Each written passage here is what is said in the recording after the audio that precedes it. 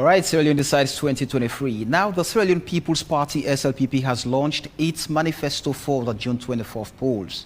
The manifesto is a plan of action for the party if it is re-elected into power. Let's take a closer look at what the manifesto has in store for Sierra Leone. The SLPP manifesto focuses on several key areas, including agriculture under the Feed Salone initiative, human capital development, youth employment scheme, revamping the public service architecture, and tech and infrastructure.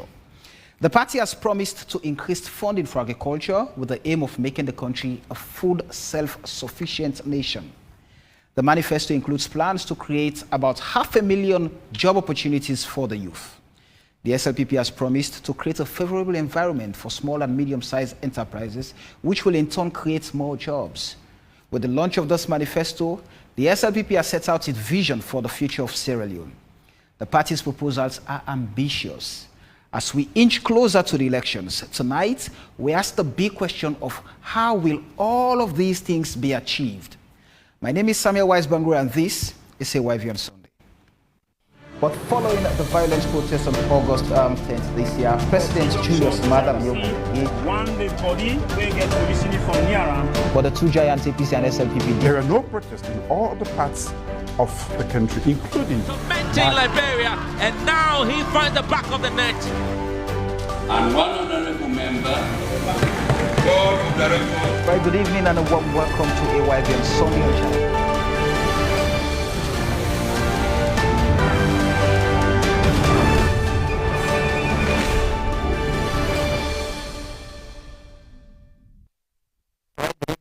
Very warm welcome to AYV on Sunday here on AYV Television on Channel 33, on the STV Channel 399, on radio FM 101.7, and on all our different social media platforms, including the AYV News Facebook page, where you have the opportunity to be part of the conversation. Drop your comments, ask your questions. The plea I am making tonight is that you keep your messages to the issues being raised. Tailor them to exactly what we are discussing here tonight.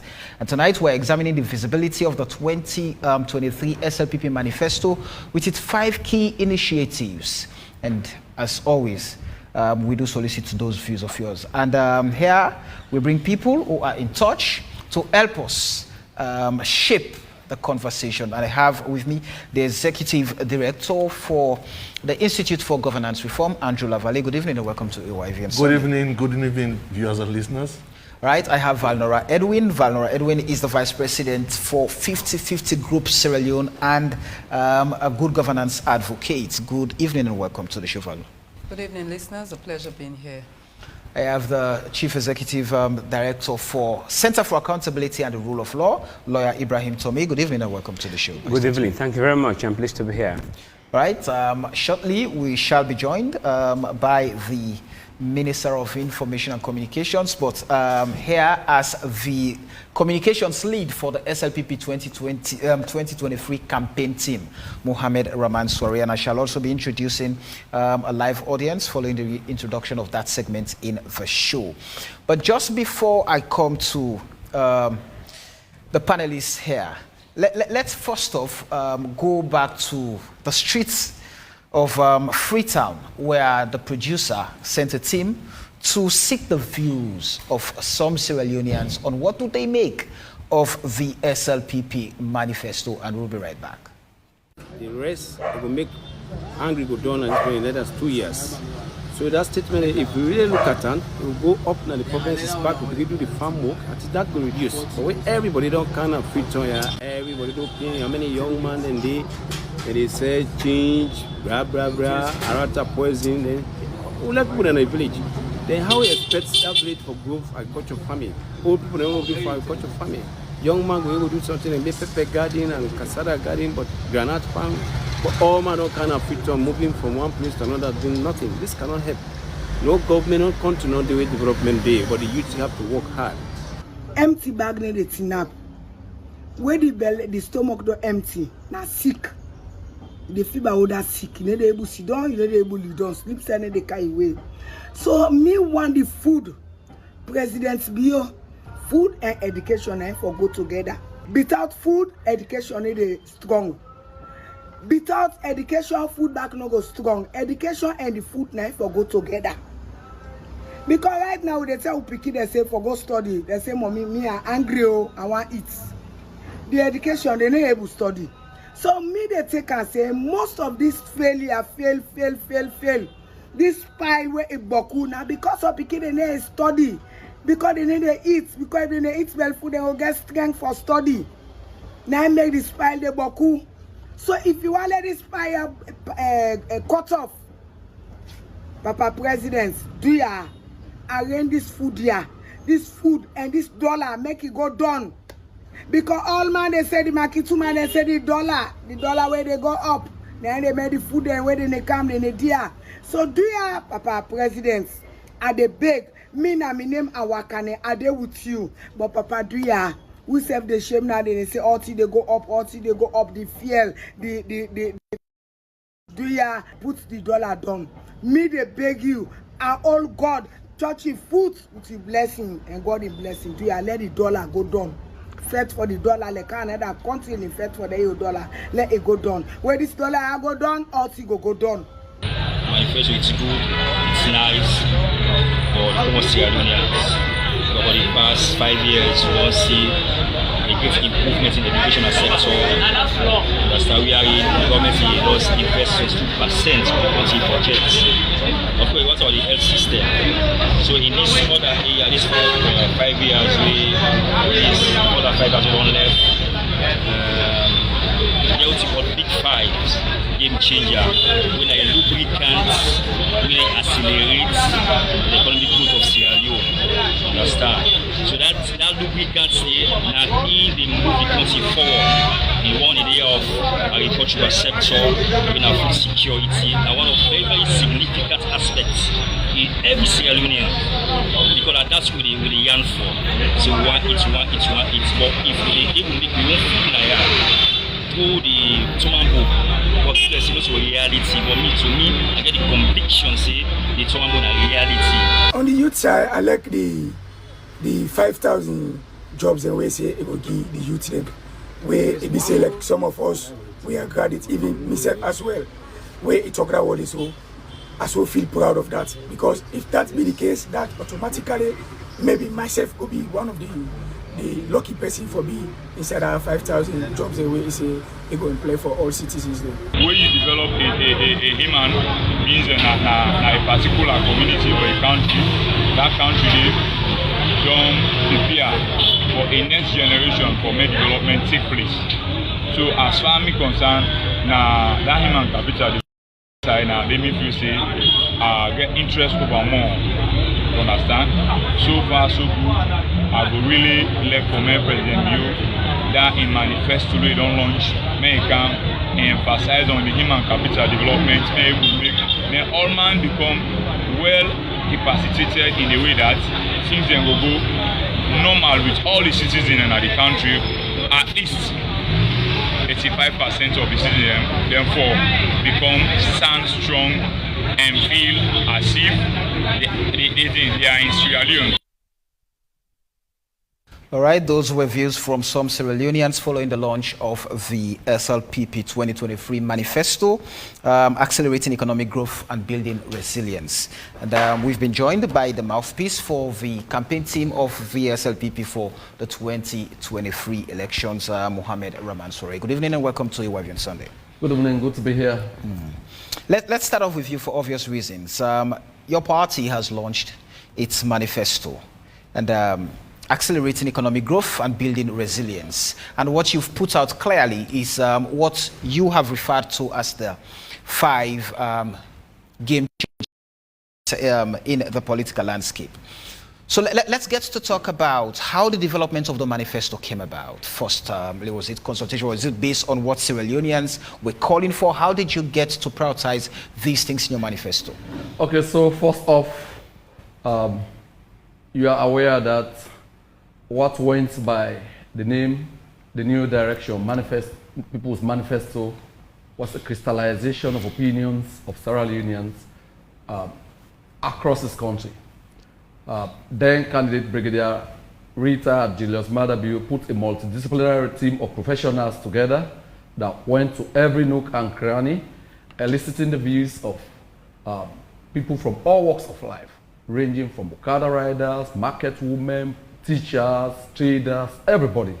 That was what constituted the New Direction People's Manifesto. So this followed a similar path. Having been in governance for 5 years, government ministries ministries, departments, and agencies who had superintended the affairs of state for 5 years made their input into this manifesto. We also ensured that the same traditional people, the same people from all walks of life also made an input. And there was a big party conference, which is the first in the history of this, in the 62-year history of this country, where a party leader had summoned his people to read his own report card and elicit their views, seek proposals for the development of a new manifesto. So yes, this manifesto was very inclusive, and it was led by one of Sierra Leone's leading economists with no mean repute. He had been Minister of Finance, he is now current Chief Minister. Before then, he has had a successful career in development, both as a local and international consultant. So this manifesto benefited from the best of all worlds, right? So it was very inclusive, it's people-centric, and all of that. All right, Andrew, what's your general perspective of the manifesto, the SLPP manifesto, taking into consideration the things being pushed into it?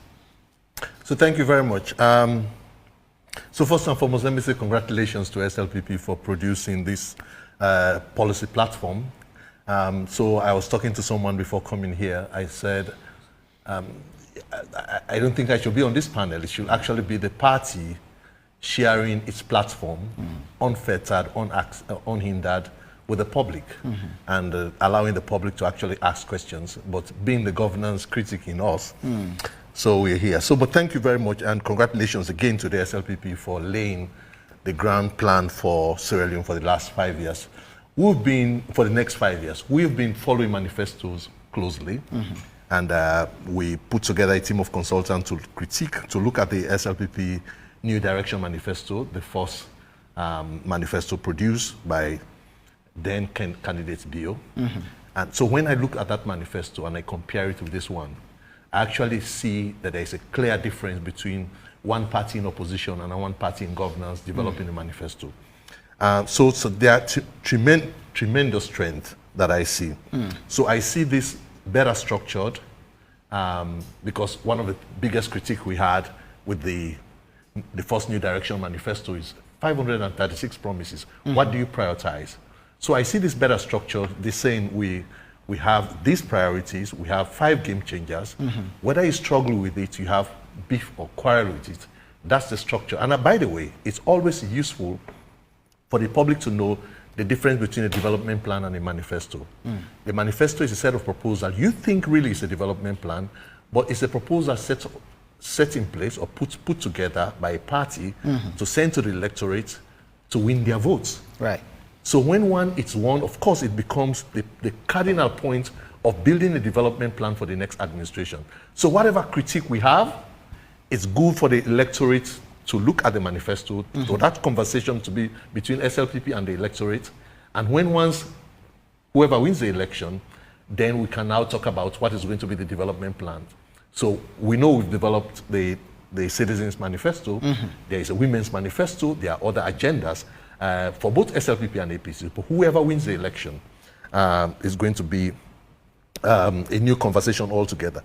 We saw a lot of new insights, great insights, not as a party in opposition, but as a party building on, in fact, even when you look at the topic itself, the theme itself, building on consolidating gains. So it means we've done a few things that are considered success, some globally acclaimed, some nationally acclaimed, some with challenges, but they are saying we want to build on that. And I hear them talking about consolidating the gains in education, consolidating the gains in health, in energy, in women's empowerment. So we see quite a lot.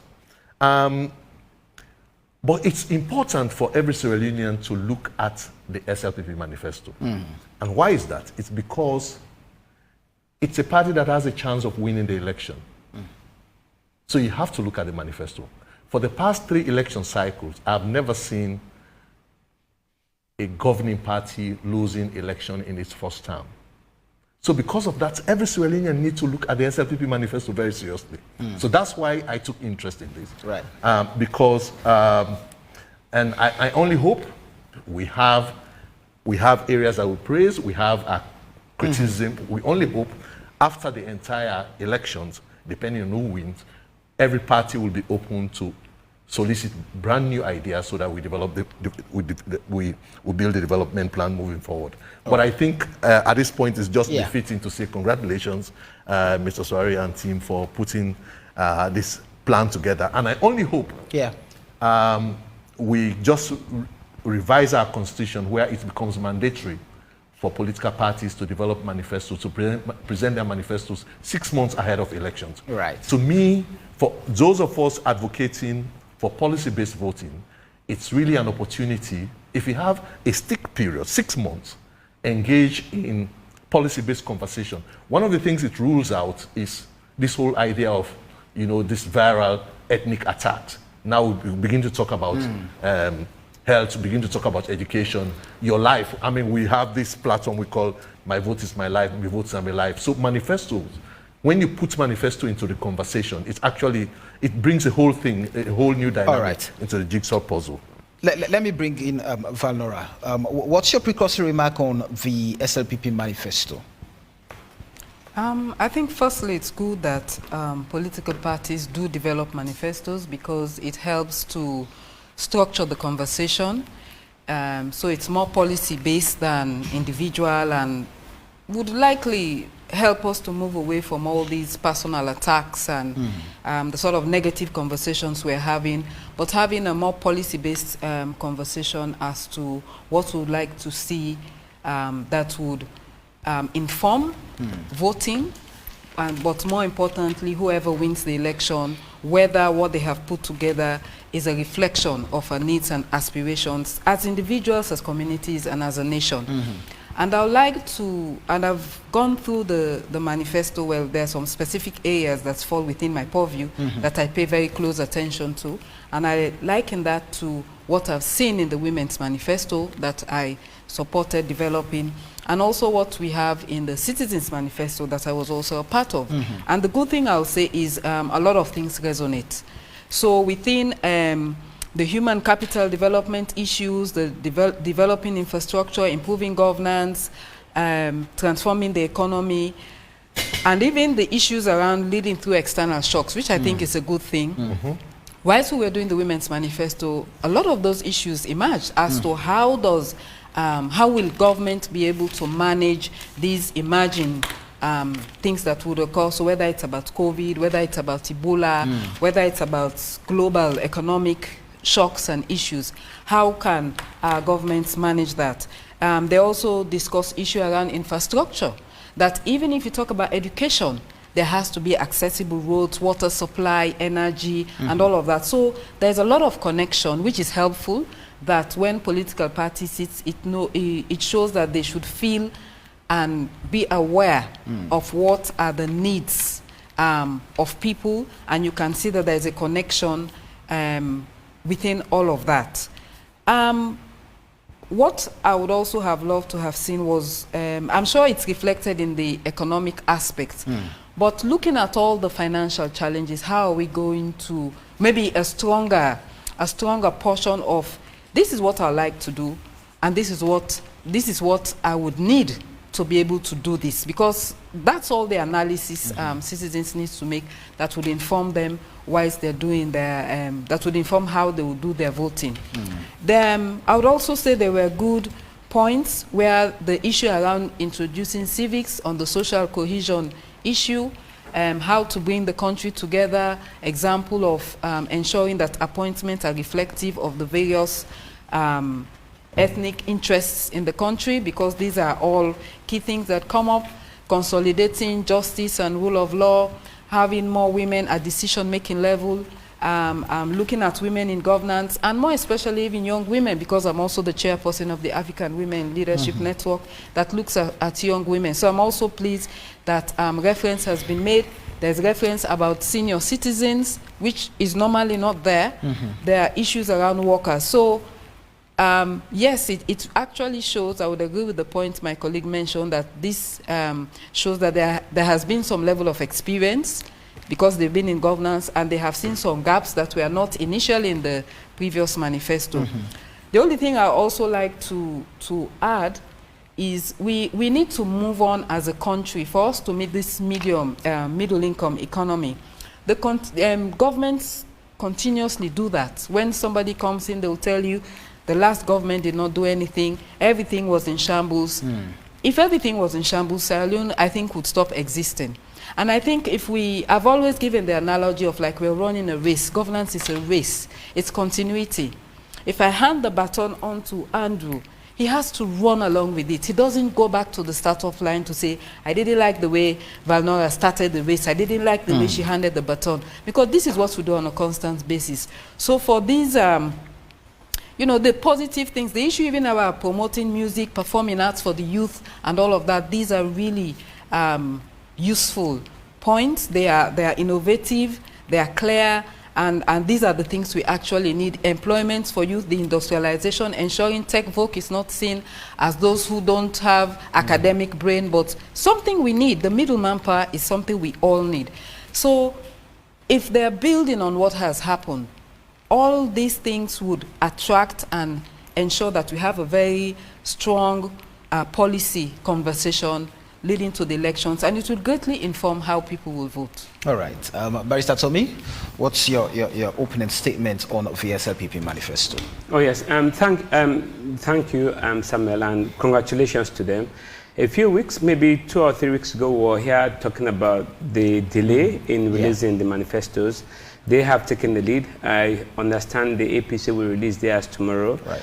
It's really comprehensive. My initial view is that it is comprehensive, and perhaps it should remind all of us about the critical challenges that still confront us as a country. So the challenge, I mean, you have to spare a thought for those who drafted this manifesto, because the thing is that everything almost remains a priority in this country. So you have to now produce a 106-page, 110-page manifesto. It basically goes to show that there is a lot that still needs to be done. And you don't want to punish yourself by leaving anything out. And so you have to do a very comprehensive manifesto that speaks to just about every development challenge that confronts us as a country. But I think the beauty about this is that they have identified all the troubles, as it were, that confront us, and have said these are going to be the 5 big issues. I think for voters, it's a question of, okay, they have promised to do many things, but for the next 5 years, these are the 5 big issues that they will invest in. I mean, we'll talk about what's possible, what's realistic, what's achievable. Keep in mind that we already contributing 22% of the country's revenue budget to education, about 11 to health. I think we're promising 10% under this manifesto to agriculture. So right there, it's about 43%. Just 3 sectors of the economy, which is why, as I've argued in the past and I will stay, the challenge not just for any party that wins the next election is really to put together a funding strategy. Across the manifesto, you can see many opportunities. In fact, another beauty about this manifesto is that they have really identified emerging opportunities, right? They've talked about the possibility of an MCC grant coming through. They've talked about mining, they've talked about fisheries, they've talked about, but in addition to those, perhaps the day of planning, they say, is different from the day of battle. Maybe in governance, they will think about bigger ideas to really bankroll, because I tell you what, anyone can write a manifesto in terms of what you want to be done for your people, right? Ultimately, our challenge is how do we fund it? I have made this argument before. I don't think the previous president, former President Nkrumah, was so wicked that he couldn't have fixed all our roads, all our bridges, give us electricity and everything. It always comes down to two things. Your ability to generate resources and manage those resources well, and perhaps radical thinking. So going forward, and I guess this was the point Andrew was making, after the election, whichever party wins, what is required in addition to all these great ideas, and by the way, really brilliant ideas, hopefully we'll have time to go into them bit by bit, but what is going to be critical is discipline. Make sure that your team that you're putting together, everybody is disciplined and understands the vision. Speaking of which, I didn't perhaps pay attention to the last manifesto, the New Direction Manifesto, but this is the first manifesto where a political ideology has been clearly stated. The SLP says it is a social democracy. Its political ideology is a social democracy. And oftentimes we say in this country, our political parties are not rooted or formed along a political ideology. Right. It now says its own political ideology is social democracy. So we should all remember that, which is basically rooted in its commitment to peace, freedom, security, justice, equality, unity, and solidarity. And it has a vision statement, by the way. I was in Zambia a few weeks ago where we said, after days of conversation, all of us agreed on one thing. It doesn't matter how you call a political system, whether it's a democracy, it's autocracy. What is important is that you have a society where there is unity, it is peaceful, it is progressive, and people are happy, and there's social justice. Now, this is what their vision, as articulated in this manifesto, is. So let us hope that whoever wins, we have not seen the APC manifesto, hopefully we'll be here again to talk about the APC manifesto, but it really promises a lot, and it's got some really great ideas, and we'll see how they roll it out if they win after June 24, 2023. All right, let's get to some of the specifics, especially the 5 key big initiatives that have been put out to Sierra Leoneans in order to convince them to re-elect the SLPP. So on the screen, there is the first initiative, the Feed Salone initiative, and it reads, an initiative to boost agricultural productivity to ensure food security and inclusive economic growth. So President Bio's top priority in his second term is for Sierra Leone to be food self-sufficient. The next SLPP government will boost agricultural productivity by increasing investment, which will fuel inclusive economic growth, boost food production, reduce hunger and poverty, create jobs, boost export earnings, and build our resilience in the face of climate change. It is very clear that Mohammed Rahman Swari. Now, Feed Salone. In the last 5 years, the president talked about using agriculture as a means to diversify Sierra Leone's economy. Yep. And we're seeing now putting that as the topmost priority in the 2023 manifesto for the country. Now, what are the thoughts around the initiative to feed Salone? You know, going back, we've had governments that have promised feeding Salone. So at some point, there was a day that 2007, all of us would not go to bed hungry. Under the APC, there was this projection of Sierra Leone will be a food self-sufficient nation by 2022. So we've never met all of these, I mean, dates, these demands, these desires that have been put forward by different governments and political parties. So what are the thoughts, and how are we going to achieve this as a nation? Okay, so first off, Sierra Leoneans should take comfort in the fact that these are not promises, these are commitments made by a gentleman, a president who has proven himself to be a man of his words, whose words are his bond, who sees his presidency as one that is a social contract with the people of Sierra Leone. A man who has made very frame-breaking promises and has kept them in extremely difficult and challenging circumstances. When he mentioned, for example, that he will introduce free quality education, many felt it was a pipe dream, right? When he said he was going to introduce, the kind of reforms, the sea change of reforms he's introduced, many felt it was not possible.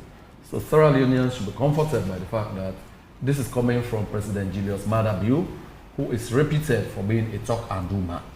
What are the thoughts, that informed the choice of agriculture as a priority issue? Year in, year out, global ratings have come out. Sierra Leone is always at the top bottom, of those indexes. In 2018, we were the third hungriest nation in the world. And that is palpable. You could feel it, you could see it. Many Sierra Leoneans live with it. 5 years on, we are the 9th hungriest nation in the world, according to the latest report. While we take comfort that we are moving, it is not something His Excellency and this government celebrate. Fact is, we are still hungry. So the president wants to take it ahead on, right? And in the manifesto, we have confronted the elephant in the room, knowing that we remain very vulnerable to global shocks if we are not able to feed ourselves.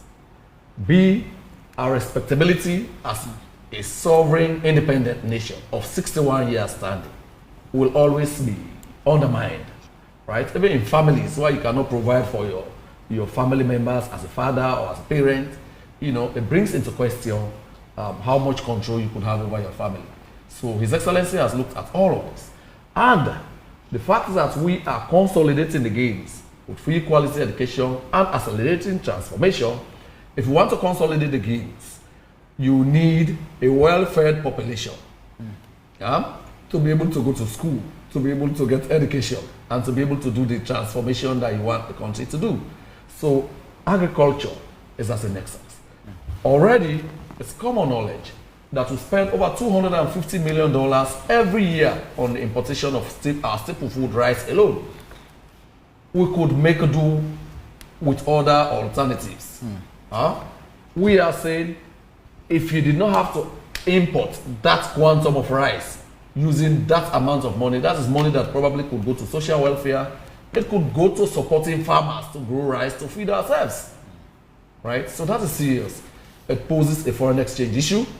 Once we get it right, this government is assured we will be able to reasonably address the balance of trade issues around it, which is leading to inflation and all of those things. The other bit is, even as it is right now, agriculture is one of the biggest employers, both formally and otherwise, in the country. And a majority of our young people, right, who finish school cannot readily find the jobs for which that they seek. So we believe if we get agriculture right, it will not only support us in addressing the balance of trade issue, it will also create jobs for the myriad of unemployed youth, both out of university graduates and early school leavers and rural youth. We believe that will happen. Of course, it should be able to assist us address substantially what has become the bread and butter issue. Bread directly, right? So I think that is important. About foreign exchange earnings and a lot more, right? That is why His Excellency, those are the thoughts that went into it. We have food basket. Look, going back, I know the manifesto is proposing budgetary allocation to the sector. There is an increase about 10%. Now, at least 10%. It could go more. At least 10% into this. Yes. The important point is it is not only government allocations that do the trick here. Once you are serious, like His Excellency has demonstrated with education, if he does the same magic that he did with education to agriculture, I am sure by the time he leaves office, that will be one of his most enduring legacies. We will all go to bed well-fed, right? So I think that is very important to note. The private sector, like you mentioned earlier, the nation in every rankings, is known for doing the very best when it comes to not being able to feed its people, and that has clearly been shown from every ranking that has come out. And many who have followed the trend of development would tell you that we continue to live in monumental abject poverty. Mamifa Tupa Suri not able to feed a family of 4. And so with these ambitious projects of the SLPP for the next 5 years, what are the variables, the key factors that will support the implementation of Feed Salone? Because myself want for gonna bid a bell full. Okay, so I'm going to think of it. When you allocate a paltry 5% that does not get disbursed in the end, you don't expect much. You don't expect wonders from that, right? When you don't have irrigation system, that means you farm only once a year. So under this big Feed Salone project, we are going into irrigation in big style, in grand style. We are doing mechanization and going into irrigation so that we can farm at least twice or thrice a year, right? You know, this is going to be different from the way Adam and Eve farmed back then. The hoe, the cutlass, and all of this. It's going to be mechanization, it's going to be irrigation, it's going to be timely supply and delivery of farm inputs, right? That's number one. Of course, you already mentioned the introduction or the increase of budgetary allocation to 10%, but we're also not leaving research, right? I mean, that is what that will be a big value addition. Slurry has been recalibrated. We are going big on research.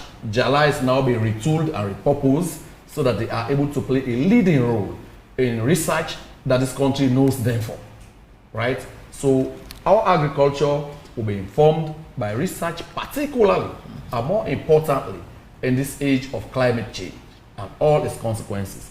I think you need that, right? We are also going to provide private sector funding to de-risk private sector investment in agriculture, so that you are able to attract the private sector here that can come in and put their money in the fullest assurance that they will have returns on their investment. I think that's very important, right?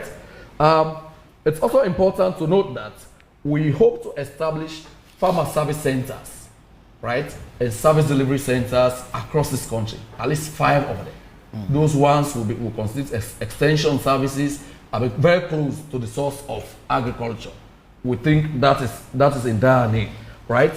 Again, we want to ensure that incentives are introduced to make agriculture attractive, and particularly the production of the staple food, the bomber.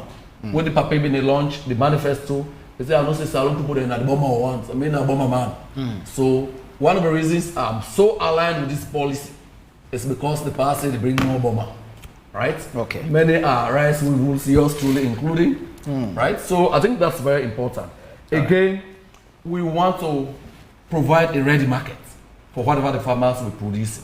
You know, government imports rice to feed the military, to feed the police, for school feeding, all of this. So if we get a scheme where that is done, farmers can be sure of a ready market where they can sell their goods, where they can sell their commodities. Right? I think it's important. All right. Let me bring in Andrew.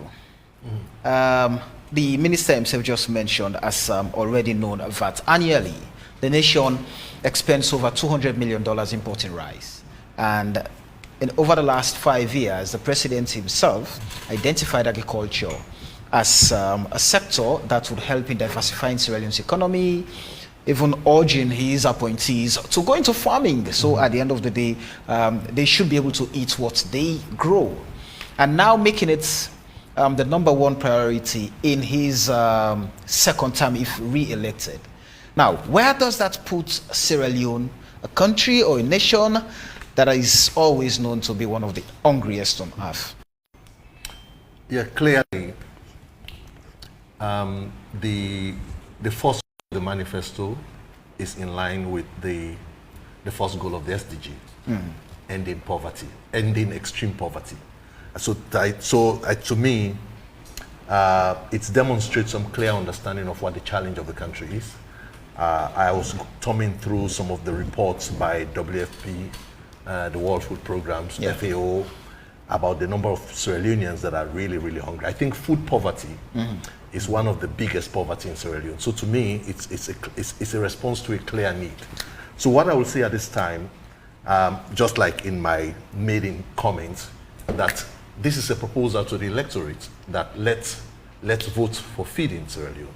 So the way I respond to this, so when you talk about feeding Sierra Leone, the way the manifesto laid it out, you can see, you do not just look at feed Sierra Leone as a, just as a buzzword or just as a, I think how do you call the 5 catalytic lines?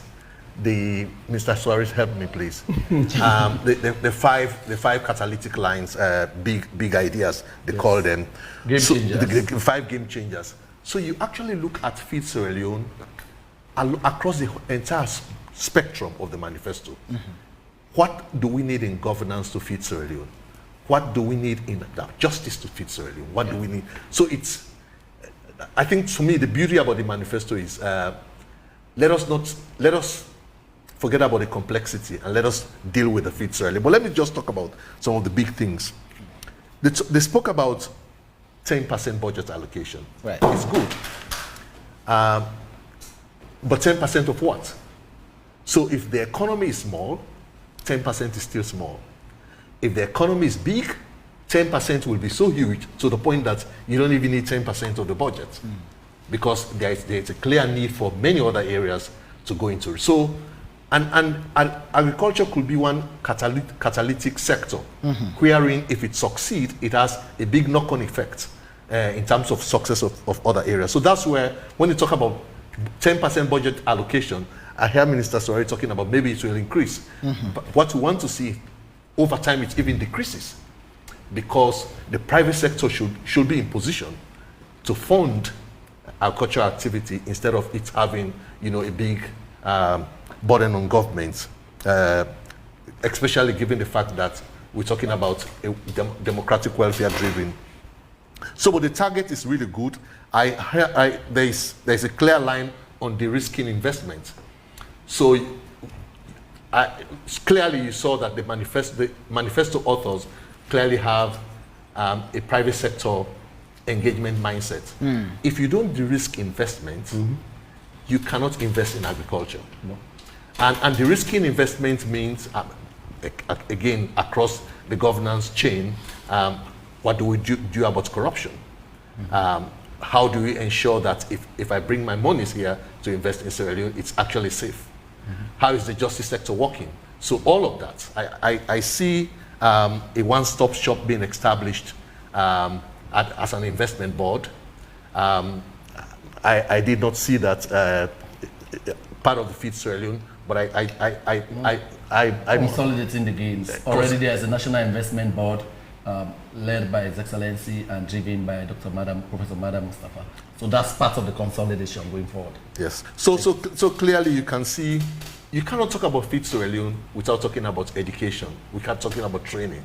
So it's part of the wider jigsaw puzzle. So Feed Sierra Leone, I think voters should just take it as a buzzword. The technical experts should actually go into what does that mean. So if you don't train, if you don't look at the public sector, you reform the public sector, there is no way you can feed Sierra Leone. So I saw, for example, there is this big talk about public sector reform as part of broader manifesto engagement. I have done a lot of functional reviews of the Ministry of Agriculture. And I have seen, for example, when you look at the last audit report, that was in 2016, a clear audit on fertilizers. And the Auditor General Laratil appears at the time said that over 68% of the budget for farmers, for fertilizers, is not reaching farmers. So if you don't home in on corruption, it's difficult to feed Sierra Leone. So that's why for us looking at governance, it's good, yes, we look at this thing. So it's when you talk about feeding Sierra Leone, it's how is the entire manifesto commitment going to work to ensure that we achieve that. I've seen, I did a functional review of the Ministry of Agriculture around 2018, and I saw students of history being agriculture instructors, graduates in history. being agriculture instructors. So when you talk about public sector reform, if you don't reform the public sector, we can't feed Sierra Leone. So that's why when you talk about feed Sierra Leone, it should not just be treated in isolation. It has to be looked alongside a broader manifesto commitment. Right. Let me bring in Valnora. So Andrew has talked about some of the things that would help in achieving the Feed Salone initiative in the manifesto. He talked about corruption. Going back, we've seen, for example, where the Tomabom Rice Project was said to be a game changer. But we're also seeing the Anti-Corruption Commission is on investigating these monies that have been expended or disbursed to the project, and we've not seen anything realistically that have come to the market and Sierra Leoneans feeding on that. So with this Feed Salone putting agriculture as the strongest pillar for the next 5 years in the SLPP, if the party is re-elected, what are the things we should take into consideration, as a government, to be able to deliver on this proposal being pushed? It's always interesting when the political parties have their, let me say, their flagship program. And interesting not in a negative sense per se, because we see that as an area that reinforces the others. And we always say everything in Sierra Leone is a priority, so you have to prioritize the priority. But it's always helpful to have a flagship or a key agenda to ensure that, firstly, as voters, you win voters over, but more importantly, to ensure that the citizens, because after elections, there are no more voters. What you have are citizens that you need to address. And I see that agriculture, even as they had education, also would have far-reaching gains. So when you talk about jobs, or even when we talk about education, it wouldn't be those who didn't get jobs and need something to do. But the educational system itself needs to be reformed, because agriculture itself has a wide sector. There are so many disciplines within agriculture. So the educational system needs to be reformed as well to be able to speak to this agenda. It's also about, we talk about health. When we talk about lactating mothers, under 5s, and we still see the infant mortality rate is still high. It's not about going and having medication. I was in a meeting once where we had one of the doctors from the Christian, the Oladurin Hospital, and one of the things she mentioned, looking at the data and statistics they had, was malnutrition. And malnutrition was informed by 2 issues: 1, poverty, and 2, lack of knowledge as to, definitely, especially weaning children. So if you're looking at your health sector, especially for the children, nutrition comes into play. And it's only agriculture can speak to that. Again, on education, if you're saying you want retention for children, they go to school, they're hungry, school feeding program, because that will be a big source of income for the farmers or for those who are managing those produce, because they have a regular source that purchases those things on a very practical level. We're also looking at governance. When you even have all these young people, there might be a program in different parts of the country. You move them from one place to another. They might not necessarily be within their own districts.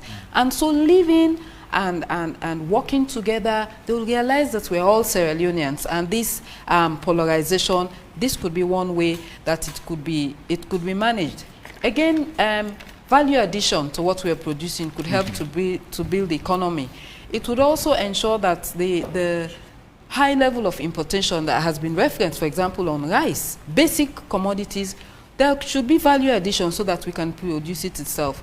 What happens? The extra resources can be used to fund other issues, so we reduce the dependency on external support and all these other issues we might have, whether it's at the energy sector, the water supply, because all of that, again, will be needed to ensure that agriculture functions effectively. So there are such far-reaching benefits to have agriculture in place. But the governance aspect, again, should not be forgotten. As mentioned, the issue around corruption. the issue around security, ensuring that the justice system works so that whether it's foreign or domestic investment, that investors are confident that if I invest, I am secured, the banking system is stable. All of that needs to come into play. So at the end, you'll realize that though you are saying, I want to feed Sierra Leoneans, it comes to the basic bread and butter issue, but it's also reinforcing how you address all the other issues, whether it's health, it's education, or you're looking at governance. All right. By Statomi Feed Salone, initiative to boost agricultural productivity, to ensure food security and inclusive economic growth. It's what the SLPP has put forward as its #1 priority areas for the next 5 years. With the realities on ground, can that be achieved based on the proposals being put forward? It is achievable, and when I say that it is achievable, I say that with a caution, because based on my experience and some work that we have done, we did a cost of corruption report in 2019, 2020. IGR and some experts helped us to put that report together. What I can say is with the amount of resources that we have invested in that sector over the last 10, 15 years, if those resources had been managed effectively, right, with the proper leadership, with proper governance, we would have done a lot more than we have in the agriculture sector. What is hopefully different about this is that when I read the manifesto, apart from the fact that it's a top priority of in the manifesto, there is going to be, it's going to be like one of those presidential initiatives where the president is going to lead. And there is going to be a whole delivery team at State House, like a delivery unit, like a government delivery unit that's going to manage initiatives like that. That is what makes me more hopeful. And when I say that, the assumptions are that A, the president is going to bring his own leadership and skills and commitment to bear on that. If he wins, of course, he's going to, no disrespect intended for those who currently hold around the ministry or their predecessors, but he's going to appoint serious-minded, disciplined people who understand what it requires. We've got to focus more on eliminating corruption. Listen, it's a $250 million sector. I mean, you have businesses, you have, I'm not going to call them a cartel, you have people who make a lot of profit from importing rice. Every day we talk about it, it's $250 million and worth of business in Sierra Leone. If you are going to go against that group of people, you've got to be serious and strong about it. So why is it that in spite of the millions of dollars that we've invested in agriculture, we are still importing $250 worth of rice? That is the question for us, and that is the question I'd like to see answered a bit more perhaps when we are discussing this, because the manifesto doesn't perhaps answer the question of why is it that in spite of all of that, we are still importing that amount of rice. Because we've talked about governance. Governance is really critical. And I see in the manifesto a role for private sector. It's going to be critical, right? The risking investment, it's great, it's a great idea. And I like the fact that government is not saying we are going to be putting 30%, 40%, 50% into this, that they are going to encourage the private sector. Now, when you encourage the private sector, hold on a sec, we have Sokfi in this country. To my bone, they are still growing rice. What is happening is, most of it is living in this country. You should just go to Guinea, a border, Balamuya, and see the number of trucks. Every day are local produce, whether it's rice, whether it's all in different types of local produce. We've got to stem that. We've got to make sure that what we grow in this country, most of it stays there, right? Let's start with ourselves first. And of course, we've got to do public education about diversifying what we eat. I know we are all Boma people, but I tell you what, I go for days without eating Boma, right? I like my cassava, I like gari, I like yam, I like bread. We've got to make sure that people understand that there's more to life than just rice. I know it's a staple, we all like rice, but investing in education and engaging people is also critical to that. And I think ultimately, this is not about, we have a lot of the literature says 60% of Sierra Leoneans are in farming, right? But then we don't feed ourselves for 12 months of the year. Yeah. How do we make sure that those who grow food to eat, only to eat, can keep it for 12 months in the year? They are not just growing food for 2 months, 3 months. But then the private sector, how can the private sector invest and ensure that we primarily sell? So the $250 million business I talked about, I need to hear, perhaps in the communication of this strategy, how do you plan to get them involved in production rather than importing? Are you going to now impose import duty on rice? Because at the moment it's zero, it's free, it's zero, no import duty on rice. How do you discourage that? How do you incentivize their participation in the local economy by growing rice rather than just waiting through now phone, perhaps a computer, import 100,000 bags of rice and you're making easy money? Let's get them involved. Let's make it more difficult for them to import, especially after the first 18 months. I like to think that you start making it more difficult to import rice, because there is homegrown food that we can all buy, and encourage Sierra Leoneans to eat what we grow. All right. That's Feed Salone. I know the second big change. Yes, I'll come to that. Can I say one? Can I comment on Feed Salone? I'm coming. Okay. I'm coming to you guys. I know that the second initiative is the human capital development, which was the first in the previous manifesto over the last 5 years. So because of time, we'll come back to that. But let me just quickly allow you to respond to Feed Salone project based on the issues. Okay, let me allow you respond so that he will come in quickly to the question. Please. You know, when we did the review of the biometer, one of the biggest questions we asked was output. Yeah. And I see Feed Salone, it's brilliant, don't get me wrong. It's fantastic. Like I said, it's a clear response to a clear need. What we see quite a lot of inputs. We'll do this about irrigation. We'll get 30,000 acres of rice fields cultivated. We see 100 acres cultivated. We'll provide inputs. So I think it's clearly, sometime down the road, it will be useful to see what are the clear outputs in terms of reduction in exports. I don't know whether it's because these are some of the things from the civil society point of view. How can you measure, say for example, given all of this input, how is it going to what is it going to translate into in terms of increasing value addition exports? So I'm skimming through to see figures. So let me say this. Yes, go ahead. As an indication of some progress, even if in the zigzag manner, we have been able in 2021-22, we did not import seedlings into Sierra Leone to supply to farmers. This was homegrown we use. So that means we have been able to make some progress. We now have more land under cultivation. But this is still not where the president wants this country to be. We want to be able to feed ourselves. And like they say in local parlance, we blind here, man say they stone you. You either mass the stone or you get an hand. This president is a strategist in more ways than one. He's already been in communications with the African Development Bank. He's had a firm commitment, right? From the ADB to support his agricultural transformation. Here is what this tweet I want to share for the benefit of our readers. I think this was on the 5th of February. Thank you, President Ake Adesina, for African Development Bank's group support to Sierra Leone's economic development and social progress. Our government remains committed to bringing agricultural transformation to our people. And this is the response of the ADB President, Mr. Akewumi Adesina.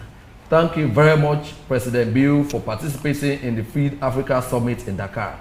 We will strongly support your vision of Sierra Leone's food and agricultural delivery compact. So Macky Sall and other leaders were copied. So this is a man who will hit the ground running at breakneck speed on the first day in office. He's done this with practice aplomb. He took over in April. By September, we had a very ambitious, probably the most ambitious thing this country ever did, the free quality education running in 3 months' time after that. So you can be sure now windows of funding are being identified, commitments are coming forward. This is not a promise. So any day, give me somebody who knows the trade secrets, who has his friends, who has his assignment done, who has cash waiting, than a neophyte who will have to begin to make new friends, who will have to begin to put an agenda together. I mean, the very fact that this manifesto, let me not miss out saying this, the very fact that this manifesto was launched on the very first day of the campaign tells you President Bio is more than ready to lead, more than ready to continue governance. All right. Right? I mean, this is unlike other parties that are still struggling to put a manifesto together. In 2018, again, in typical SLPP fashion, in typical President Bio fashion, ready to lead, ready to govern, right? We launched the manifesto on the very day of the commencement of the campaign, right? This was in Poloko Teachers College. That was where we launched it. The next minute, we are launching the campaign. So this is a team that is ready to go. All right. Ready to go. All right. Let's get to the third initiative, Youth Employment Scheme. On the screen, it says a presidential initiative to create 500,000 jobs for the youth in 5 years. Yes, it's a presidential initiative to harness the energy of Sierra Leone's youth by creating 500,000 jobs in the next 5 years. These jobs would include skills and unskilled, long-term and seasonal jobs across all sectors. This will be done by providing incentives to the private sector to hire, train and upskill, especially young women and girls. What is this proposal saying? 500,000 jobs, 500,000 in 5 years. First off, in a society where we would say that we do not have a baseline as to how many young people are employed, how do we actualize this proposal your party is putting forward? Okay, so, you know, when things like this happen, for the most part, people think it's impossible until it's accomplished. I mean, so we have a litany of things we have been able to accomplish amidst all of the concerns, all of the apprehensions, all of the doubts. So this is going to be no exception. You know, so when I tell you about agriculture, for example, you see there are firm commitments from one of our key development partners to support His Excellency's agricultural delivery, to feed Sierra Leone, and to be able to export, to address our foreign exchange things, youth unemployment, and all of that. This is a biggie. It's one of it's the first of the big 5 game changers.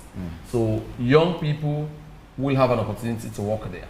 When you increase the acreage under cultivation, when you bring in irrigation and mechanization with fertilizers, farm inputs, other farm inputs timelessly supplied, you can be sure that agriculture will be a trendy thing. I mean, so that is going to happen, and we will make it attractive for young people. And now that it's a priority, I would not be surprised to see His Excellency go to visit farms, office appointees. He might not have been able to do that in person. That was delegated to the Chief Minister, but I'm sure because it's now a flagship, it's the biggest of the big 5s, he will be doing those visits. Again, why are we so confident we'll be able to do that? Already, mining and others are doing well. We have created a lot more opportunities in the mining sector than any time before, including having a 10% share in Marampa mines, right, which we hitherto did not have anything there. This is in line with the African mining vision. So you come back to how do we hope to achieve this? We are going to give targeted incentives to people who employ young people, right? Because it's a cost. Many people see it as a cost. We want to see it as a government will see it as an investment in training them, in hiring them, in upskilling them, and in growing in managing their entire career span, right? So government will be giving incentives to tax breaks and other kinds of incentives. The other thing government will be doing will set aside a special fund, right, that will reimburse private sector players or others who employ, who upskill, and who support our young people to gain gainful employment. It's also important to know that a government policy will be put in place to ensure the inclusion of young people in public works and infrastructural development projects. Again, we know it is not every young person that wants to work for another. Some of them are hugely talented. We will ensure that they get access to credit to be able to set up their own businesses where they will not be employees, but they can become employers of their peers and colleagues. As I speak to you, for example, we have a $50 million digital transformation project in the Ministry of Information and Communications. Part of that fund is committed to upskilling young people to improve their digital skills, right? So we'll be using part of these funds to increase the digital literacy of young people. Some of them will become program developers, some of them will develop apps like other countries do. This has the potential to be a big game changer. I mean, you know, these things, if you go to Kenya, for example, it's one of their biggest youth employment avenues right now. You go to Ghana, all of these East African countries. So Sierra Leone can do likewise. With the kind of big visionary leadership we have, with the leadership that is digital, who believes that Sierra Leoneans must be launched into the fourth industrial revolution, artificial intelligence, 4IR, instead of going back to 1961. This is very doable. It's very possible. I'm not sure anybody on this panel was born in 1961. Even me, even I, who happened to be the oldest, was not born in 1961. I was born 10 years after 1961. None of us want to go to 1961. So President Bio is desirous and very committed indeed, like at all times, to launch us into the fourth industrial revolution, where every Sierra Leonean will be able to benefit from the digital economy which we are currently creating. What kind of incentives are we talking about, especially that the government will be providing to the private sector to hire, train, and upskill young Sierra Leoneans? This could be in the form of tax breaks. It could be in the form of allocating monies to them, because these are your citizens, right? It could be in a variety of ways, right? So these things are happening, and they're happening right under our watch. The ICT industry is happening. So other efforts will be made to create jobs for out-of-school youth. They will be particularly targeted. I mean, we know we missed a whole generation of young people. They lost out on opportunities as a result of the Civil War. They are now grown-ups. They do not have sustainable livelihood skills. So those will be targeted for various kinds of technical vocational training and development opportunities, so that we can reduce this tendency of pay your body. You can see a grown-up old enough to be your dad saying to you, pay your body.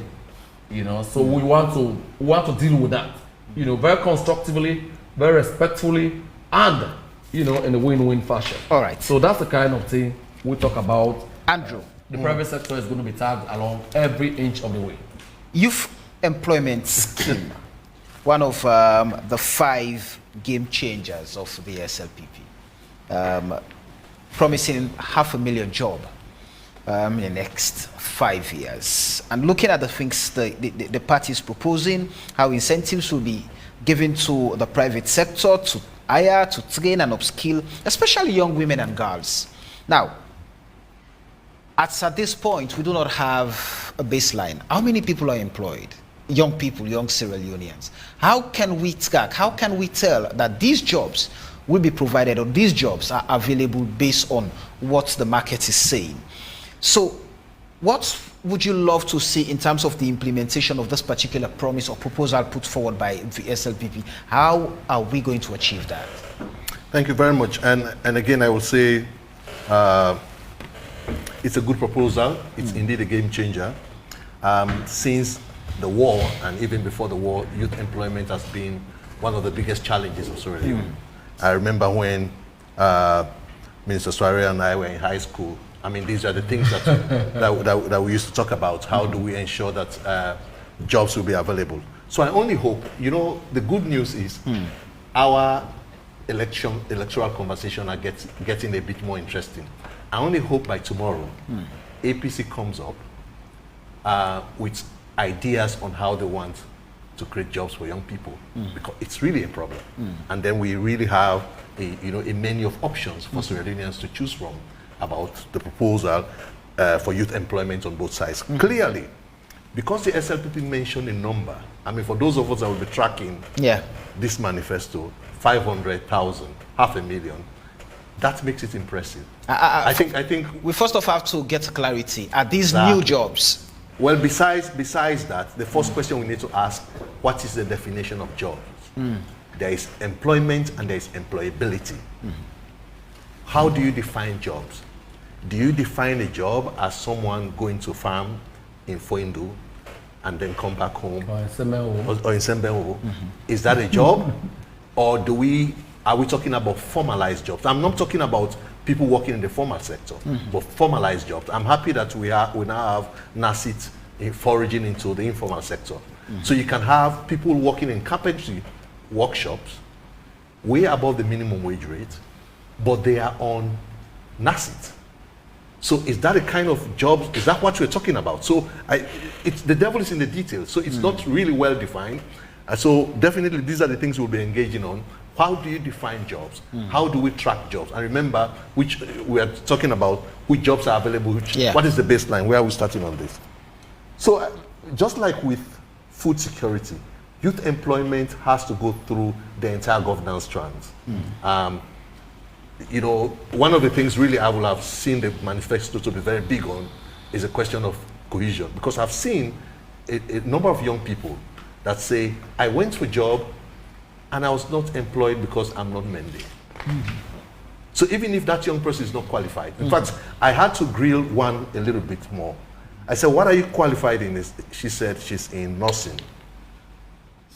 But if you have a pharmacy, will you be employ your cronies, your brothers and sisters, or someone that is qualified? They said, no, I would take someone that is qualified.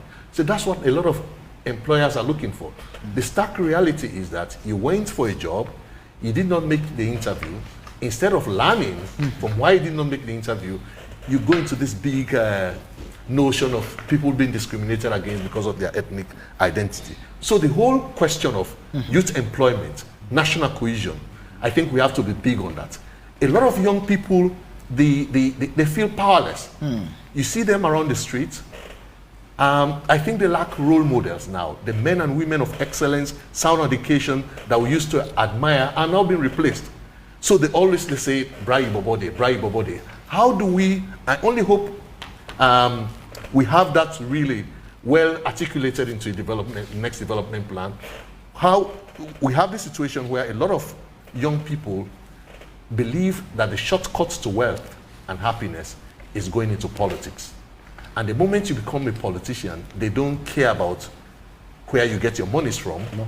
You become an investor, and you become harassed. And I only hope, it's really my fervent hope, that APC too articulates a youth employment agenda. Because if young people are not employed, all of us are not safe. All of us.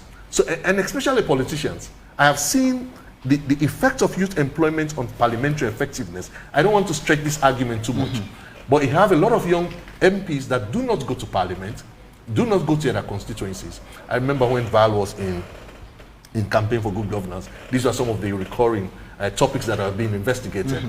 Are you going to your constituencies? The MP will say, no, I cannot, because if I will be harassed. So, and I heard a story of a young lady that moved from Bo just to run after to chase the president's convoy that was going to Kailau. That just to seek handouts. That woman had an accident and she got her 2 hands broken. She couldn't beg. So we now have this belief that the only way for you to be better off is when you have your brother or your sister in politics. That self-belief that we can get jobs. I only hope or wish that we reach a situation where the average Sierra Leonean youth believes that I'm going to make myself competitive, not only in Sierra Leone, but outside of Sierra Leone. Right. I know there's quite a lot that has been put in here. They're talking about providing access to finance, but we've seen there are great limitations for microfinance, microcredit, especially when it's being doled out by politicians. They believe that, microcredit not enough for pay. So it's being given to party supporters. So I think this is one area, it's very brilliant news, it's a great news, but we need to think about very critically, if at all we're going to change the culture of productivity. I remember interviewing the former bank governor, and he said, I have done the redenomination, but redenomination cannot work the trick for us. Until and unless we become productive. But if we have that productive sector between 18 to 45 years, I would say, having nothing to look forward to, and even when something is available, they are not prepared. And so one of the things we always, it's useful to ask is, given the fact that we now have, I think we've got about 4 or 5 years of free quality education, I think I need to get this question to Minister Senge at a point in time.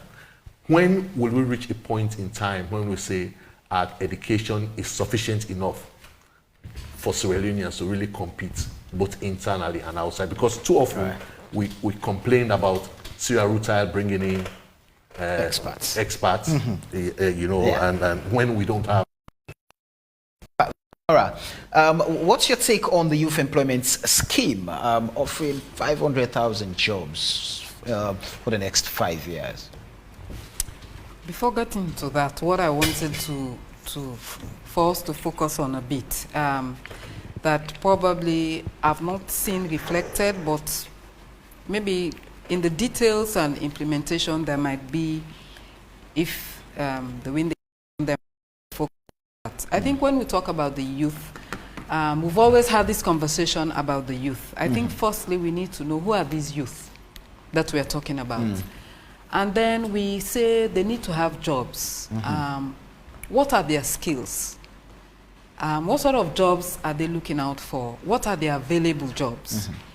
Because you have various categories of youth. You have those who are skilled, those who are unskilled, those who are in formal educational institutions, those we sometimes refer to as the youth at risk, who are on the streets and barely went to school. You know, their social settings are all disrupted. And that's the aspect we miss out. As my colleague mentioned, the issue around the role models, the way Sierra Leone, we seem to hail, we don't hail standard, we don't hail class, we don't hail role models. And over time, you see, I deal with a lot of young women in particular, and they'll say, oh, like you are a mentor for me, or you are this, or you are that. And I think that is in short supply. We hail mediocrity. We hail people who do not embody the sort of values that we need to see. And that's an issue for the youths. They think people who are corrupt, or I need to go into politics to have the wrong things and all, that's the way to go. And that's an area we need to focus on, because despite whatever jobs they have, whatever skills they acquire, that sort of value, that's the part we've missed out. And that's why this Ubobodea exists.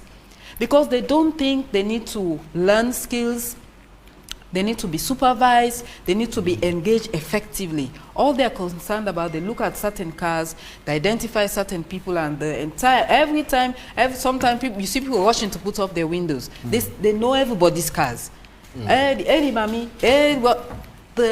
Someone was saying to me recently, he said, I used to go through Bottom Mango area, and for the past 15 years, there's a particular guy who's there. So for 15 years, he's at the Bottom Angle just to say, Ubobodea, 15 years. And he's not young. According to the guy that tell me the story, that guy is in his like late 40s, mid-40s, late 40s. So that sort of mindset issue is very significant. The other thing is, when we talk about employment, we see these tech voc issues are being portrayed as, again, I said it earlier, for people who are not academically inclined or whatever. I've given this example again previously. I'm renovating my home. I need a tiler, I need a carpenter, I need a plumber, I need a roof maker, I need a painter, I need an electrician. I don't need a semi-illiterate to do that. I need people who are skilled. We're all wearing these clothes. We need people who can sew them, who do our hair well. It's a professional. I recall whilst at university, I think they had this Afro-Americ, where if you needed to be a hairdresser, it's a school. You have the hotel and tourism. I mean, everyone is a caterer, but they have not received professional training. We see them as disciplines for semi-literate, for dropouts, and we need to raise the bar, that it's a valued profession. So all this training and providing this, and in every sector, you create jobs. So if we're talking about the performing arts, there is employment for youth, sports, For music, the entertainment industry, what are we doing in that area? If we're talking about the environment, about climate change, there are jobs there. In the health sector, and I'm not talking about doctors or nurses, the health sector is a big area. And you need loads and loads of youths, the porters, the nursing aides, the technicians. We need youths in this area. So it will be good for whoever wins this election. When we talk about youth, we don't want car wash, honestly. Who lives a sustainable life on washing cars? Of course, we need people who can wash our cars, but I don't think an entire government agenda should be one way of creating employment is for youth to wash cars. Maybe even students can do that. You're at university or you're somewhere, and you can do that as a side hustle, just to get your transport or to support something. But it cannot be a mainstream job for somebody. So how do we strengthen all these sectors, open it up, and again the private sector? I don't know how the 500,000, again, probably they'll have time to go into the details. How was that calculated? But I think the private sector needs to expand a bit more. Today I was doing a bit of things around the east end of Freetown, and I was close to Natco factory. And we were there reminiscing all these Natco biscuits, Natco sweets. We had, yes, clay factory.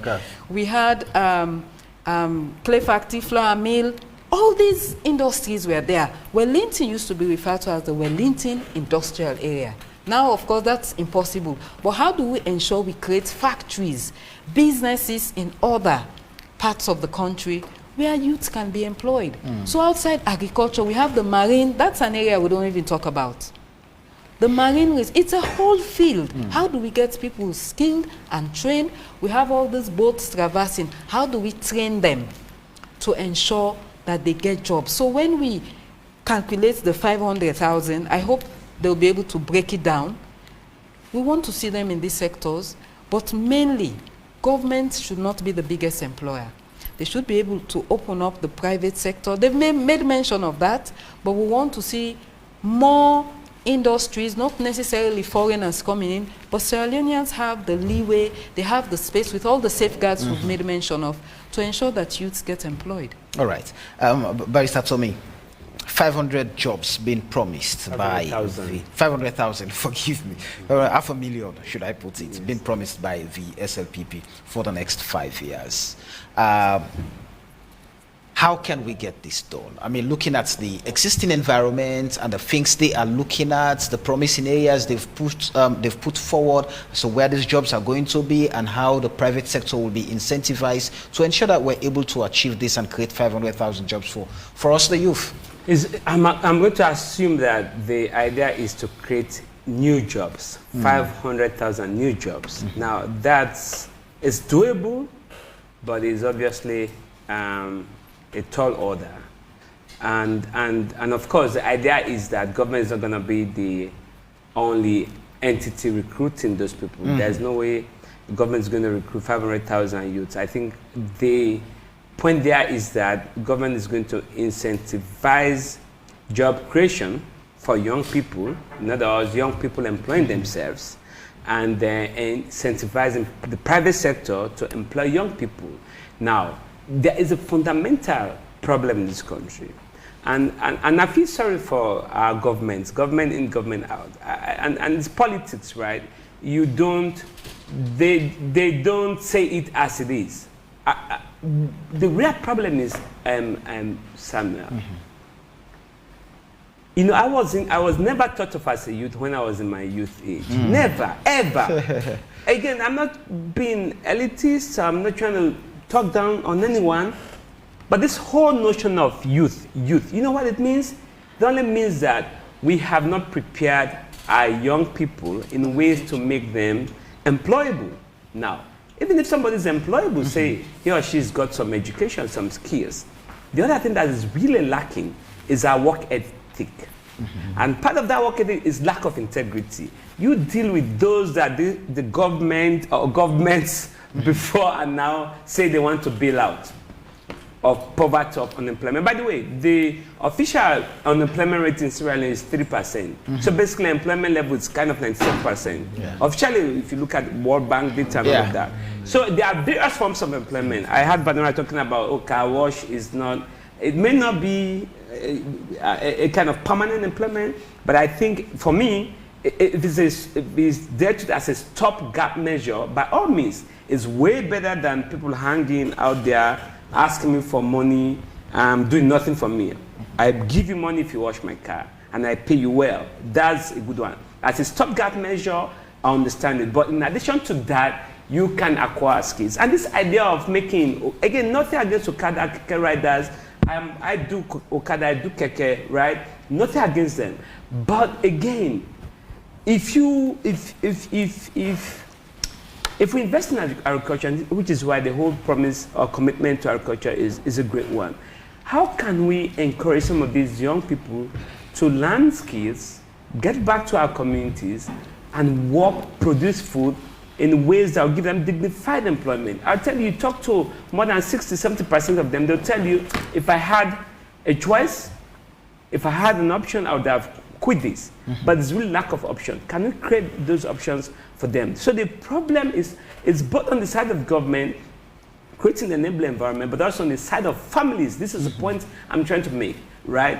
None of us on this panel, and this is what politicians don't tell us, none of us on this panel, none of us is worried about our kids doing car wash job. You know what? She sent her kids to school. All of us have sent our kids to school.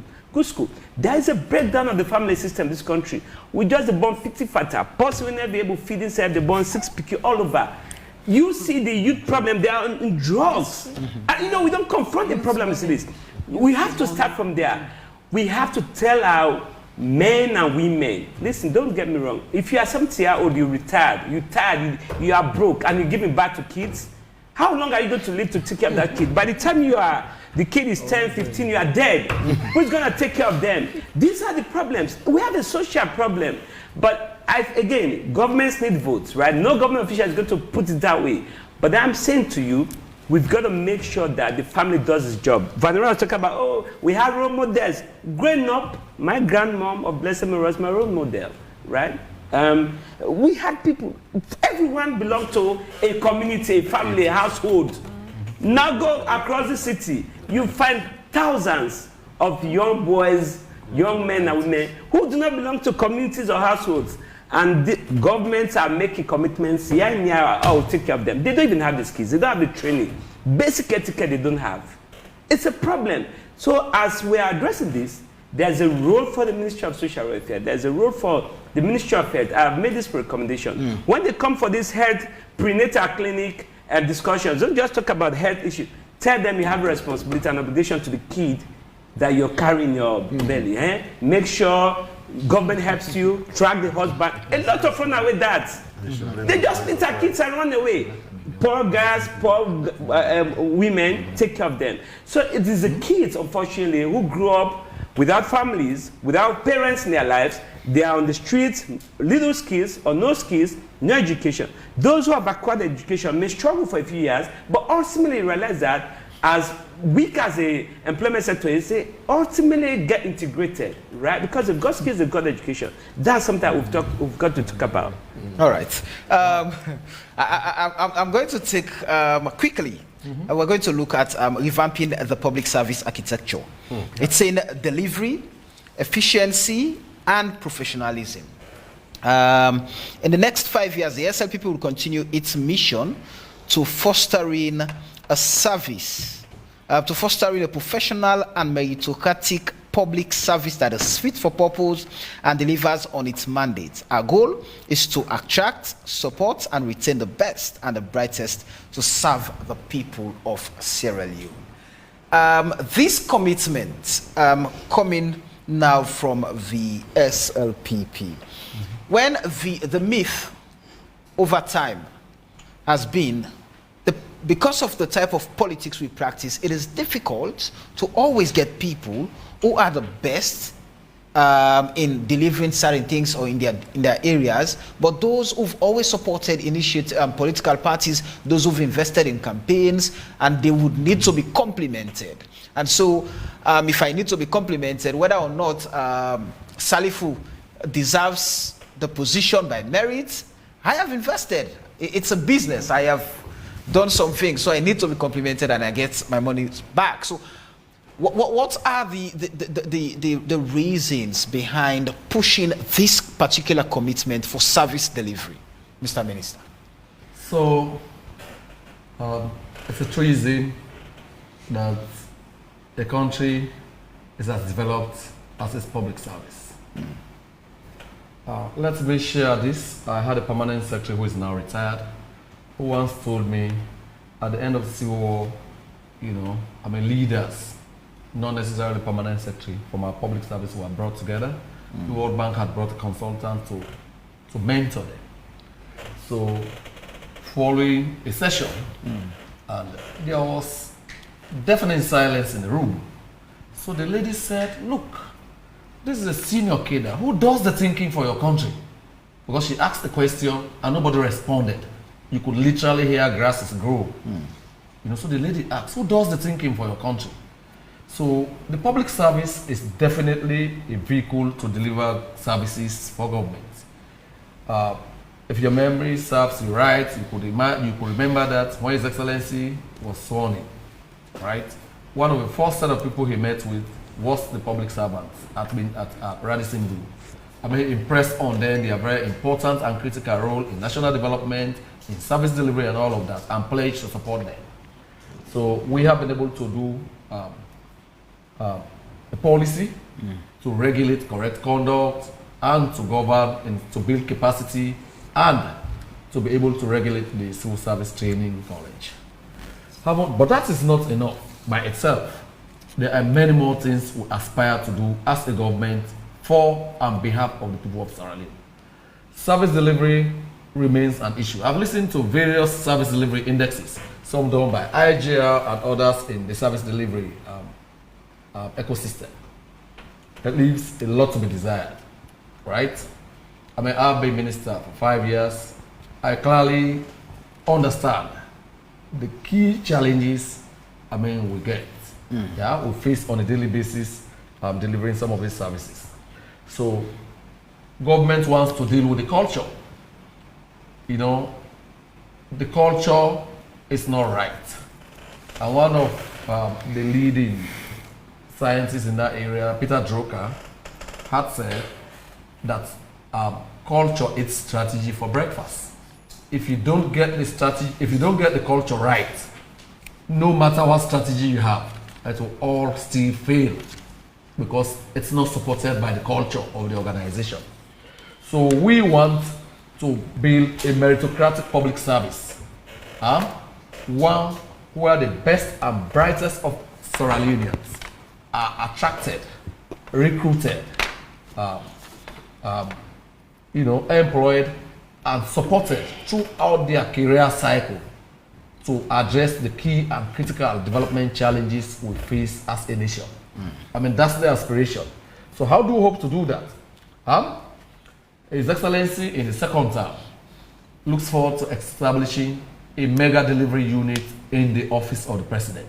These ones will now work with the various, we assume, and I know, there are delivery units in many ministries, departments, and agencies.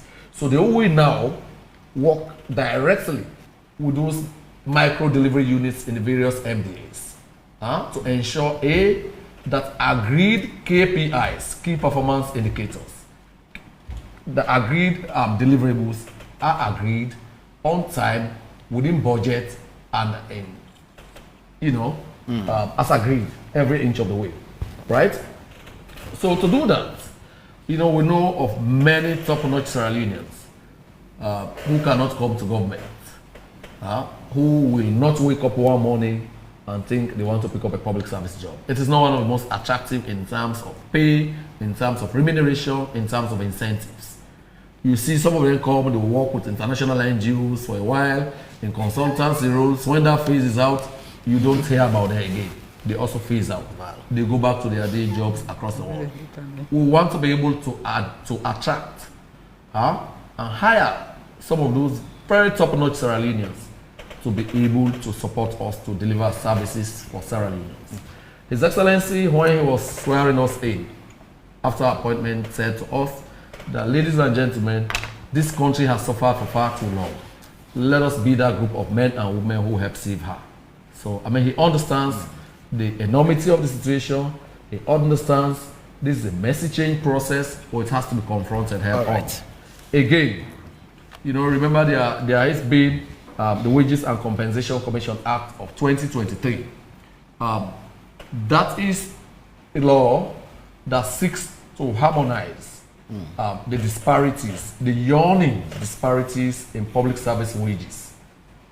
Studies have shown that people performing the same or similar jobs within the same job brackets, you know, there are wage differentials, there are serious yawning, you know, gaps in wages. So this seeks to address that and to properly incentivize people so that people get remunerated for what they deliver and not just for years of service in the job. Yeah? All right. So that's another one. We also want to deliver an electronic management system, personnel management system. Already, we have been able to pilot in 24 MDs. I say pilot deliberately. We did not roll it out because we had a dearth of resources to roll it out across MDs. It would have been so unfair to roll it out in 24, to begin to implement it in 24 MDs while the rest of the others, you know, were having a free pass. So in the second term, we already have funds, we have resources to roll it out across all government departments and through some hospitals, right? So that, you know, people are tracked who come to work and who deliver what they are paid for, right? We also note that the recruitment process starts with, you know, advertisements, people come to take public service exams. We want to ensure that we standardize those examinations so that we are only able to attract the very best that Sierra Leone can offer. All right. Because this is not something to joke about. These people come to deliver services for Sierra Leone. All right. Very recently, there was this, let me share this quickly. Please, quickly, yeah. You know, there was this story of somebody who, it was a WhatsApp story. It was set in Nigeria, for want of, so that we all get it in context. Two ladies who had something like sex for grades back then. They went through nursing school. One was posted to the biology teacher's village. The biology teacher's mom got very sick, and that was the nurse in charge. I mean, you can imagine, because she did not pass properly, it was sexually transmitted grade or degree or something.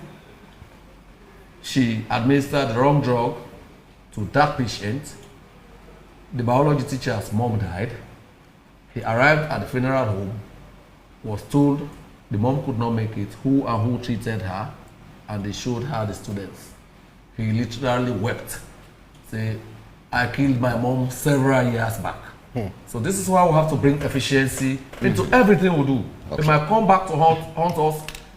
That is where Mr. Tommy's assertion of the family comes in. Parents have to be parents. Parents have to be responsible parents. Parenting is collapsing. Even as we talk about free quality education, if you do not allow contact, if your kids do not have contact with their books when they return home, you expect them to help you pay your money, you expect them to contribute to the running of the home, then we've got it so disastrously wrong. All right. Right? The other time, I think Blacker, there's some guy in town, they call him Blacker. I mean, this town literally celebrated, I think he had something like a girlfriend. This city celebrated that. They put it all over the place. They contributed money for it. How is that kid? Should there be an accidental kid? How is this society going to look after that? We don't care about that. We don't ask the soft right questions. Let's hear from Andrew. How would that help the development of the state in the next 5 years when and if the SLPP is re-elected into power, revamping the public service architecture. We saw, for example, when the president won, he was visiting offices unannounced, trying to see whether or not people were, but that did not live for long. So now promising that he needs to revamp that particular sector so that service can be delivered and by people who deserve and who can deliver those services. What would it bring to the sector, to the entire governance landscape? I think it's a very crucial area. I think this is at the heart of governance, reform of the public service sector. I'm as passionate about this just as I'm passionate about Wanjaman. Do you know Wanjaman? So, you know, the manifesto clearly laid out this thing about meritocracy. And too often for us in civil society, us doing governance, we fail to bring the real culprits for corruption to book. We blame politicians. And from one political class to another, we have a public service architecture that remains, that is inefficient, that is inept. Too often, I don't want to use the word corruption, but for all of these ills. So, I mean, we can critique the issue of the delivery unit any day, because there's one thing about reforming the public service and producing a delivery unit to deliver services. So, I think that's really for another day. Another day. Yeah. So there's this question of recruitment. The whole question of recruitment comes to mind. Samuel, if you have calls to recruit in the public service or the public sector, then you know how difficult the politics of Sierra Leone is. And too often we see this to be very simplistic. You know, we're going to create meritocracy, but believe me, the whole politics of public sector reform is the politics of reform 101. It is difficult for APC to touch people in Bombali. It is difficult for SLPP to touch people in Bo and Kenema. This is the challenge. You have people that campaign for you, they brought you in power, they are limited jobs, just few jobs. What can you do about it? So when you talk about the public sector reform, I think there is some hard truth that has to be told as to where do we start? How do we move? So there's this I think the first thing, we dealt with this a little bit when discussing this whole thing about youth employment. It's a perception thing that if I dance around SLPP, if they come to governance, you know, we're in control. So I think at the heart of public sector reform, there must be some understanding on the part of people who are in governance that some people have to lose. Some people, so the whole question of political will, who is ready to tell to their supporters, we actually, and when you talk about meritocracy, Mr. Minister, you're actually talking about taking the best and the brightest. That's what I said. So it means if the best, you know, technician is from Bombali, that technician has to be recruited because that's the only person to fix the issue. So how do we cannot talk about public sector reform, public sector service reform without talking about cohesion. Because at the heart of all of this, if APC is in power and they see their government employing Southeastern and say, no, then people under them qualify. You know what? If SLP is in power, they see their government employing people from the other part of the country, you know, it will be a turn off to supporters. So I think where it takes leadership for public sector reform is really when we face the hard truth that the best way to fix the country is when we take the best. And one of the ways we've seen that happening in other countries is to make performance open. That this person was not sacked because he's from Kenema. This person was sacked because he was given an assignment and these are the results to be delivered, but he did not deliver it. Okay. I know it will start with challenges, but over time, we'll come to the realization that we've taken the path to meritocracy. If you are in that position and you do not deliver, you'll be given the exit door. So I don't know whether 5 years would be enough to do all of this, but from what we are seeing, like I said, when you look at all of the five the game changers, this could be a very big game changer for position in government to deliver. When you look at the MCC, one of the biggest cause that Sierra Leone has failed too often is government effectiveness. And one at the heart of it is how the public sector functions. Right. We have a less corrupt public sector. If you go to public institutions at 2 p.m., I don't want to name the friend on TV. I always go there and meet him sleeping. And his door is closed. He just puts his feet on his table and just relax in his swivel chair, sleeping. So how do you, and this is where government has to help us. You have to give the result to the public, and the public holds the public sector to account. All right. Let's hear from Valnora. I'd like to come from the background that both my parents were in the public service. My father was at what they call the Establishment Secretary's Office. I think that's the Human Resource Office now. And then my mother used to work at the Sierra Leone High Commission in the UK, and then they called it the Foreign Office then. And so the Foreign Ministry now in Sierra Leone for several years. She worked at what we call EDSA now as well. And when I was speaking again about role models, role models could be anyone. They could be external, they could be your family members. So if I had, the interesting thing, I think it's only one of my sisters who worked in the public service as a medical doctor. But the others are in the private sector. But those were role models in terms of the culture, their orientation of what being a public servant entails. And it's good, it is a focus because it's the backbone, and it should be, I think the public service should be the entire delivery team for any government to deliver.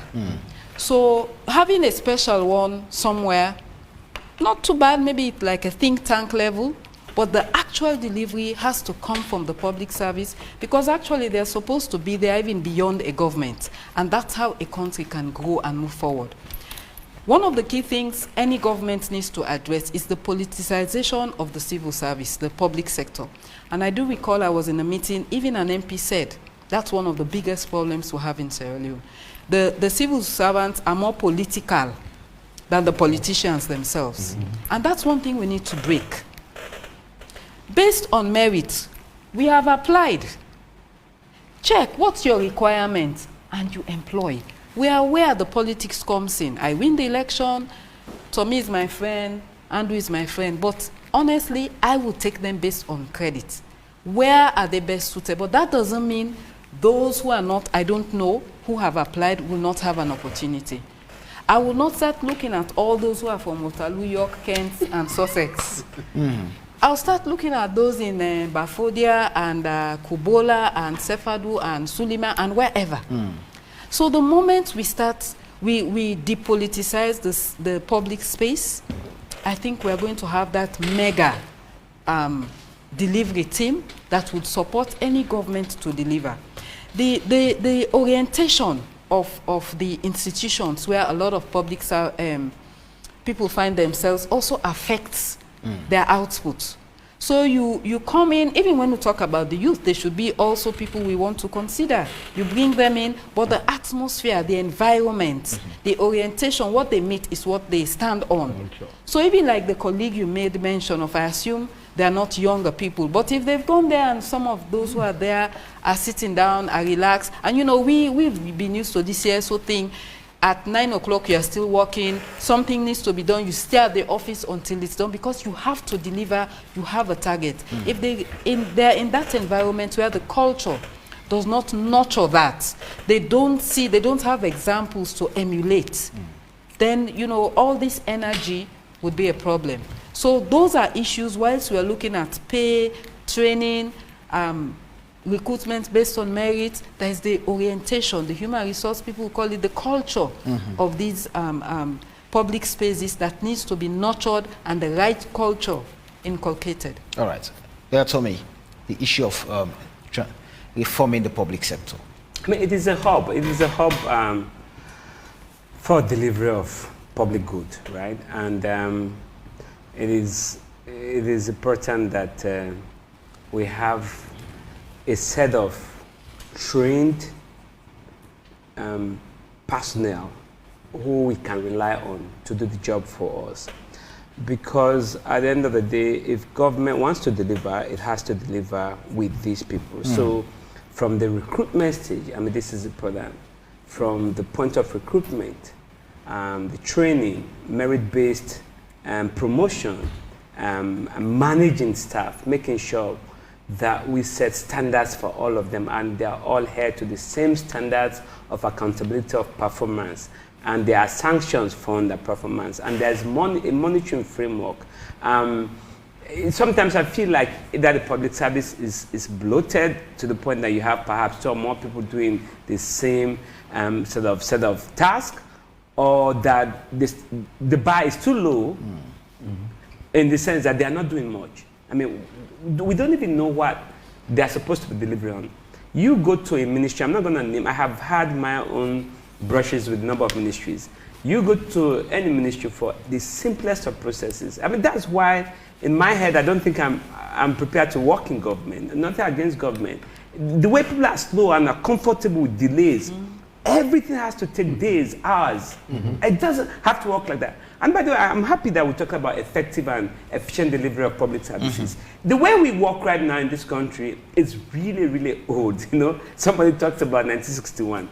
We have to work like we are in the 20th century.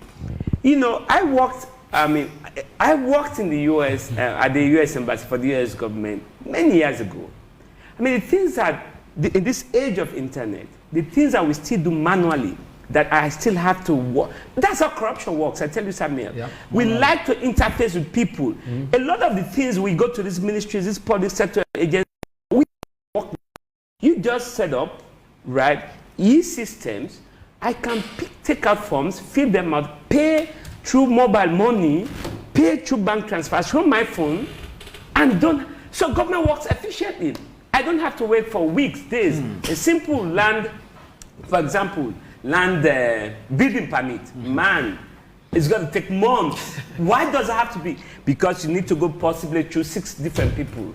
I'm sorry, that's not a way an efficient and effective government service works. So that is why we have to rethink the way government works, make sure that we use modern tools, perhaps not so much of many men and women. Let's use more of tools, train them in the way these tools work, and ensure that we have standards of performance. And there are ways, objectively verifiable ways of knowing that they have delivered, and we're holding them to account. All right.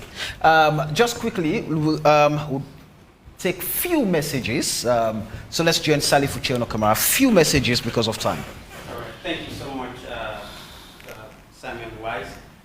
We have over 400 messages, but majority of them are so much political and not constructive. So the first message I'll take today that is geared towards the topic of today is from Eddie Grant. He says, the manifesto was well put together, touching on key developmental areas. What is missing is how and time frame to achieve those goals. And Newman Anthony Levy says, I am appealing to Sierra Leoneans to vote based on political parties' manifestos, their track records. We should not vote on tribe or sentiment. On the day of polling, we should vote peacefully, go home and listen to the results from ECSL. And Brahma Yaya Kalawa is saying, we don't have shortage of policies in Sierra Leone. All we need is the political will. Don't reduce the conversation to personal attacks. It has been in our politics since the days of the late Tijan Kaba, but he survived it. The cunning ways of analyzing the real issues will not help us as a country. And Abiz Kams is saying, the SLPP manifesto, they are absolutely imagining the impossible things.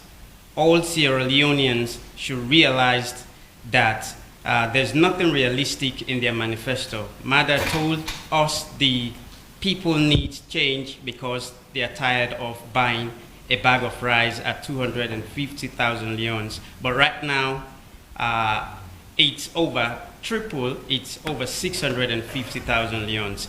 And because of time, I'll just take the last one. No matter the manifestos of both APC and SLPP, power will change hands for these political parties to respect each citizen's desires, and it will start in these elections. Back to you, Samuel. Right, thank you very much, Sally Fuchino Camara. We do apologize because we do not have enough time to take many messages, but we value your input and definitely we'll take some of them into consideration and perhaps plan proper to get more of your input into the conversation. Just quickly, I'll give 20 seconds each. Time is dangerously chasing. As we make our party short, I'll start off with you, Lawyer Tommy. Oh, great. Yes. It's a great piece of document. I like the commitments.